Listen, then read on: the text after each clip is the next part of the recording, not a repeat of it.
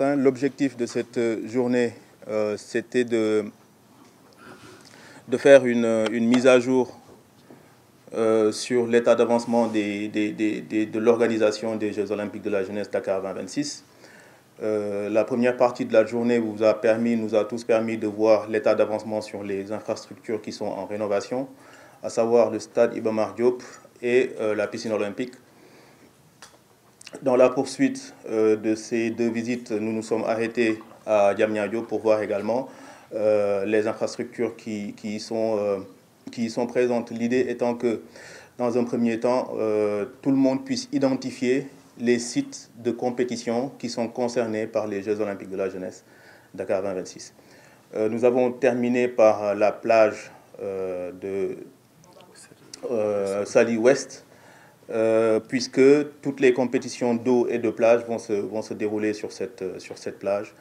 Et dans la poursuite de cette journée, nous allons vous délivrer quelques informations supplémentaires, puisqu'on est déjà sur la voie de la diffusion d'informations relatives à l'organisation.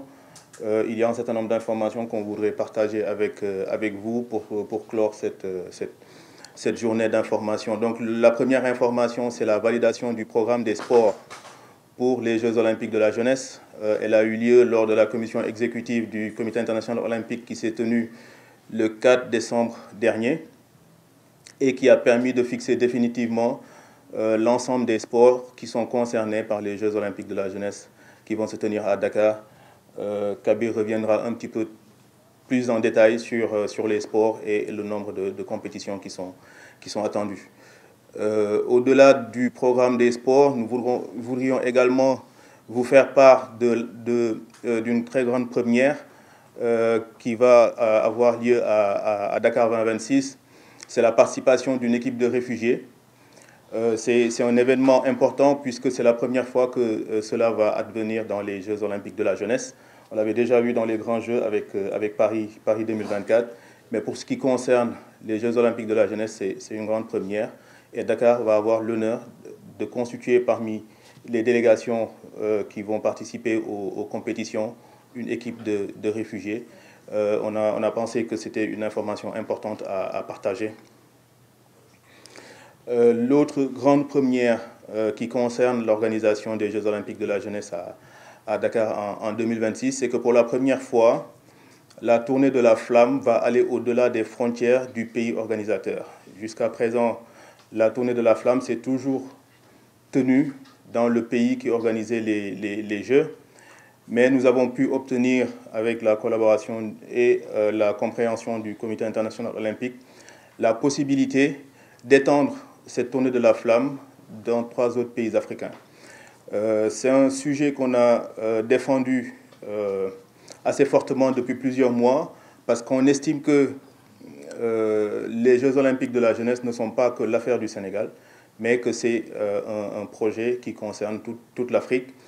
Et on avait l'obligation de montrer dans toutes les actions qu'on mettait en place que cette vérité n'était pas vaine. Ça a commencé par le slogan des Jeux, je le rappelle, l'Afrique accueille Dakar célèbre, qui avait déjà permis d'étendre les frontières de cette organisation au continent africain. Et donc c'est cela qui se poursuit avec la tournée de la flamme qui, en tout cas, nous le souhaitons, va s'arrêter au Botswana, au Nigeria et en Tunisie, en plus de la tournée des 14 régions du Sénégal. Alors, le choix de ces pays est très simple.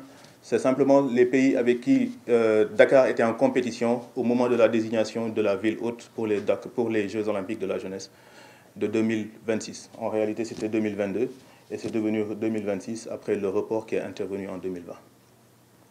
Donc, au-delà de cette tournée africaine, mais sur un sujet tout aussi connexe, nous vous informons également de la prochaine tenue du concours de la mascotte. La mascotte étant l'image des Jeux Olympiques. Je pense qu'il y a beaucoup d'entre vous qui se rappellent de celle de Paris, la Frige, qui était toute rouge, et éventuellement de celle des autres éditions. Donc, pour Dakar 2026, le concours de la mascotte va se tenir au mois de janvier Et les élèves de l'école primaire et jusqu'à 17 ans vont pouvoir compétir et proposer la mascotte qui sera adoptée pour les Jeux olympiques de la jeunesse à Dakar. Je dis Dakar depuis tout à l'heure, mais en réalité, on a également cette particularité d'avoir 3 villes hôtes qui sont Dakar, Diamniadio et Saly. C'est pour ça qu'aujourd'hui, on est à Saly. Donc, je voulais compléter la session d'information qu'on a entamée depuis ce matin avec ces quelques informations. Kabir va entrer un petit peu plus dans le détail du programme des sports et nous nous tiendrons disponibles évidemment pour vos éventuelles questions et clarifications sur tout ce qu'on a dit. Pour revenir sur le programme sport est articulé autour de 25 sports de compétition et 10 sports d'engagement. Et au niveau des athlètes, nous aurons au sein de notre pays 2700 athlètes, ce qui est énorme. Et ces 2700 athlètes, autant pour moi, ces 2700 athlètes-là vont compétir autour de 25 sports de compétition. Et il y a aussi un aspect qui est important aussi, c'est la mixité que le CIO a voulu travailler avec nous. Ça montre aussi l'importance de la femme dans notre société. Ça montre aussi l'importance de la femme dans le sport. Et ça aussi, c'est une première au niveau des Jeux olympiques. Et il y a beaucoup de premières aussi dans le travail que nous sommes en train de faire. Il y aura autant de femmes que d'hommes au niveau de ces compétitions qui seront réparties autour de 151 événements. Je commence par Ibamar. Sur Ibamar, nous avons globalement 4 sports qui vont se dérouler en 2 phases. La première phase concerne le rugby et le futsal. Donc, les 2 terrains de football et de rugby, je ne sais pas si c'est des terrains de rugby et de football. En tout cas, la première phase, ce sera le rugby et le futsal.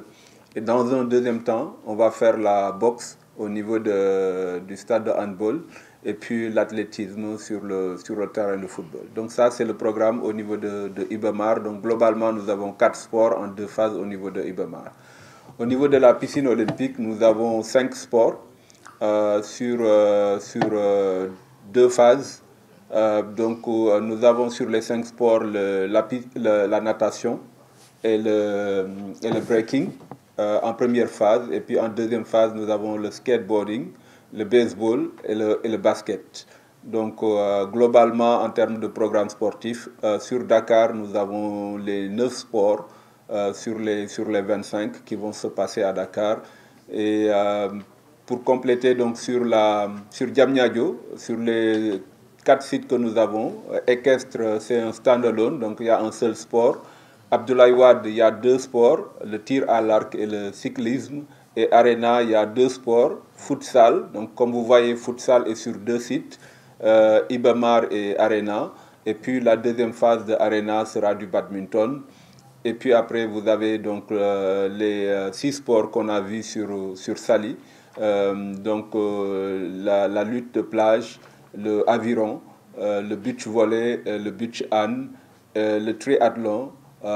Donc voilà les 5 sports, 6 sports les 5 sports que nous avons sur Saly et les 6 sports que j'ai omis de citer à Diamniadio pour ce qui concerne les sports de Kamba au niveau de Dakar Expo.